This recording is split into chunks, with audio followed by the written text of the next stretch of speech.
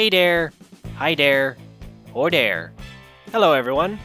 Welcome to another episode of Project Hydra. My name is Fandoman. This is Season 1, Episode 12. And boy, do I have something big to show you guys. Big in the form of the Big Dig. That's right, a couple weeks ago, I began a live stream where I started to drain and hollow out this gigantic cave underneath my base. And I have huge plans for this, where I'm going to dig all the way down to bedrock and install a very large PvP arena for the entire server to participate. And so far, I've dug out quite a few layers, and I still have 21 to go. So it's not quite done yet, but we're getting there. In the meantime, first try.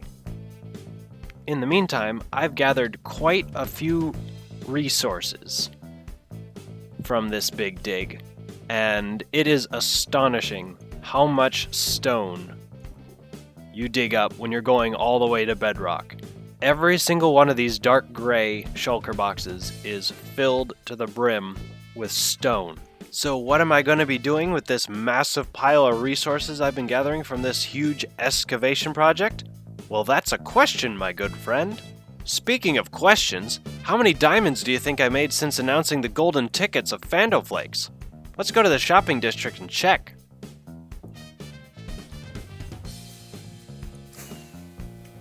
And here we are, Fando's Emporium.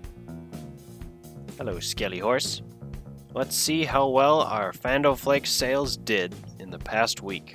I did have to restock once, so that might give away some of the news, but ooh, look at this. There's a stack. A stack and 3/4. Ooh, and that's just the berry. Got 4 boxes of the normal and Fando Flakes Light. We have 1, 2, 3, 4, 5, 6 boxes sold there. And somebody lost their chest of valuables. Attention agents, if you've lost a pink shulker box of valuables, come to the roof of Fando's Emporium. It's waiting here for you. But look at all the diamonds. 2.5 stacks of Fando Flakes. Profit. Pure profit, 2.5 stacks. I'm so excited. This calls for a celebration. Let's celebrate our 2.5 stacks of diamonds profit by gambling. See what we got? We got our money back! And a stack of glass. And a coordinate, black flag coordinates. I'm excited for this. My own game as a prize. Yar, latties, let's go find us a treasure. There once was a ship that put to sea, and the name of the ship was the Billy of Tea. The winds blew up her bow, dipped down, oh blow me, bully boys, blow. Knowing myself and where I hid these things, if it's not immediately on the surface, there's a good chance it's in a cave. I think it's right here. I think this is the spot. And there it is. Black flag barrel of booty. I got quats. Well, that was fun. So the next thing I wanted to do today is make a minigame. So let's head on over to the minigame island and start our construction on that. With, of course, a time lapse.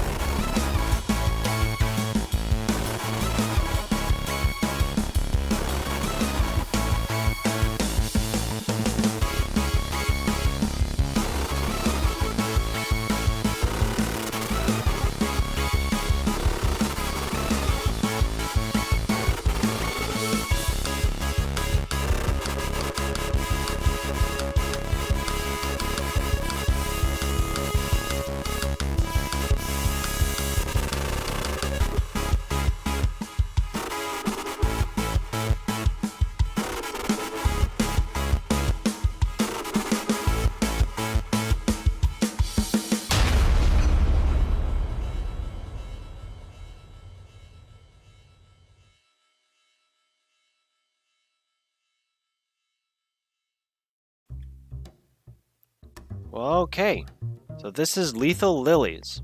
I'm going to go over this a little bit. So welcome to Lethal Lilies, a minigame by Fandoman.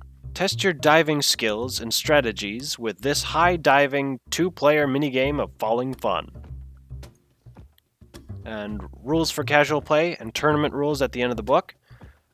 Basically, what people do is they take off all their armor and put it in this chest, as well as everything else that they've been carrying, and take exactly 40 lily pads per person. Then they choose one of their colors. I'll be the blue team this time.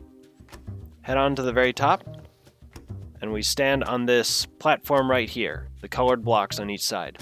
Then all we do is we jump into the water and try to place a lily pad at the exact same time we land. Just like that. Ooh, I got 2. When the next person goes, it's slightly harder to land in the water. And the game continues until one person dies of fall damage.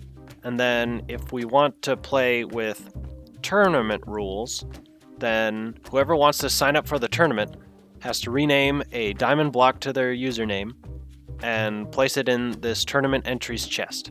Grand prize, first place. Refund for second place. I took inspiration from Season 7 of Hermitcraft False Symmetries minigame for the Turf War. I think she built it in an earlier season, but that's the video I saw her build it in. Right now, I got the 2 pillars for each player, and I got beds and chests for people to store their things, but I think I could use a little more decoration. So I'm gonna go to our friend Rolfinator and ask him to decorate this for me, because he owes me a favor. A couple days ago, Rolf was the last person on the server not having an elytra, and I had a spare one, and I decided to give it to him fully enchanted at no cost, provided that he owes me a favor. And I think this would be the perfect opportunity to cash in that favor and see what he can come up with to decorate this build. So let's go over to his base and leave him a sign. Ow. Yep, this looks like his base. He's got these nice stripped wood beams. Scaffolding. Staircase. I gotta find his bedroom so he sees this. I'm gonna put a sign in his bed. Hey Rolf, can I cash in that favor? Fando, can you decorate my Lethal Lilies minigame? Thonks. Job well done. Let's head back to base. Has this ever happened to you? Your personal storage system has become such a disorganized mess of a chest monster that the local population has gathered to become fishermen on your property. This simply won't stand. So on today's Handicraft Corner, I'm going to be showing you how to make an automatic storage system. So before we begin construction of our automatic item sorter, we're going to need to think of a couple items that are the most common in making their way into our chest monster. So things like cobblestone, wooden planks, normal stone, diorite, andesite, etc. Well, for me, those objects are green terracotta, hay bales, chorus fruit, sea pickles, poisonous potatoes, and wooden bowls. So we're going to use these 6 as our examples. So this is what the automatic item sorter is going to look like. So we got 2 hoppers, a chest, a redstone torch, 1 comparator, 3 lines of redstone dust, and a repeater going into 5 building blocks in this T kind of tail formation thing. Now this is called a tileable redstone circuit, which means we can extend this all the way down that way as long as we want. So I'm going to do it 6 times using our 6 examples over there and show you how it's built. First things first, you're going to want to take your chest and put it down just like that. Then you're going to want to put a hopper on top of that. Then you want to build 2 building blocks right here. Take the repeater facing into the front one. And then in the front one, you want a redstone torch.